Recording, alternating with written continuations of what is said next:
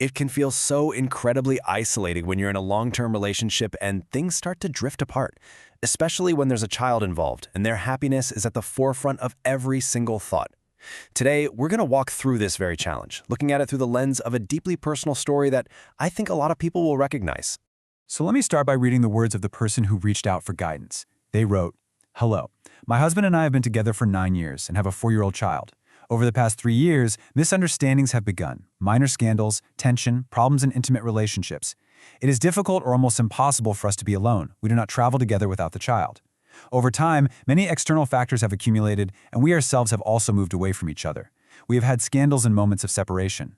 We have tried again and again to get together and fix things, but many problems remain, one of the main ones being communication. We have visited a psychologist 2-3 times, but in my opinion, he supposedly wants us to work on our relationship, but in reality, he's not fully committed. Maybe it is difficult for him as a man to hear from someone other than his wife that he is to blame for a given situation." And they continue with this part, which is just, it's so raw and honest. They say, "During these years, I myself have changed. I have a hard time experiencing emotions and feelings. My smile rarely appears. The most painful thing would be a separation, because the child grew up with us and is very attached. I feel like this will be extremely difficult for him. Please advise." This right here, this feeling of losing yourself in the struggle, that's where we need to start.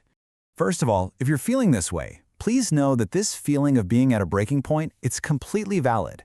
It is not a failure. It's actually a really important signal that something needs to change. It's a moment that asks for our full, compassionate attention. And to figure out how to move forward, we have to go back to the beginning, back to where the first cracks usually show up, how we talk to each other, or how we've stopped. It's almost a universal rule, isn't it? When a relationship gets strained, communication is the first casualty. It stops being a bridge that connects you and turns into, well, a battlefield. So the big question is, how on earth do you start to rebuild it? Well, you start small. You build a safe space, brick by brick. This isn't about having one giant solve-everything conversation. It's about just relearning how to listen. There's a really helpful technique for this, sometimes called structured communication. It sounds a little formal, but it's super simple. You set aside just 10, maybe 15 minutes a day, and in that time, each person gets to speak without being interrupted.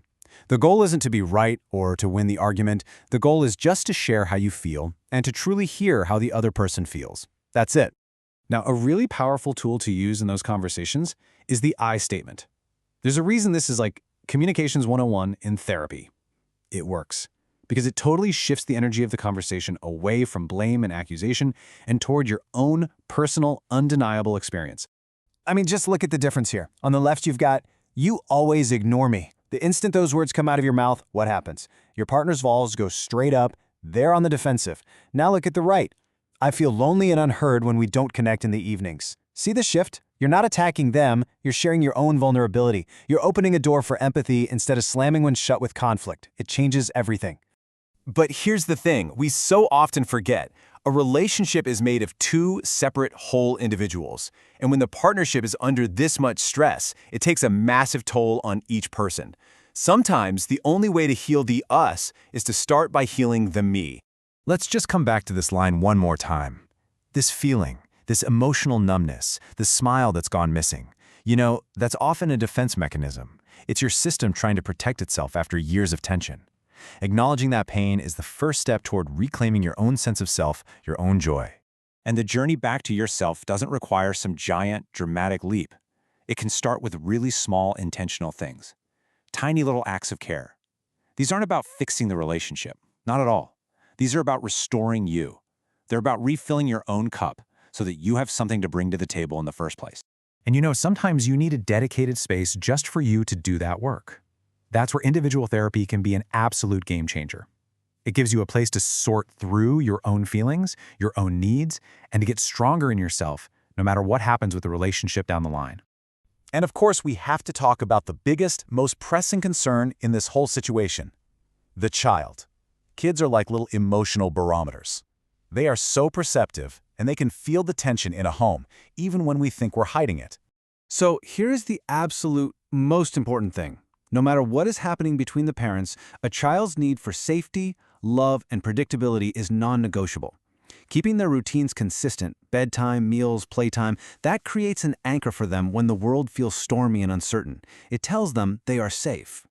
And look, if the path does lead to a separation, the mission has to shift. You stop being romantic partners and you become a co-parenting team. A child can absolutely adapt and thrive after a separation, but that depends almost entirely on whether they see their parents treating each other with respect and working together for their well-being. Oh, and a quick but really crucial note on getting help. The connection you have with a therapist is everything.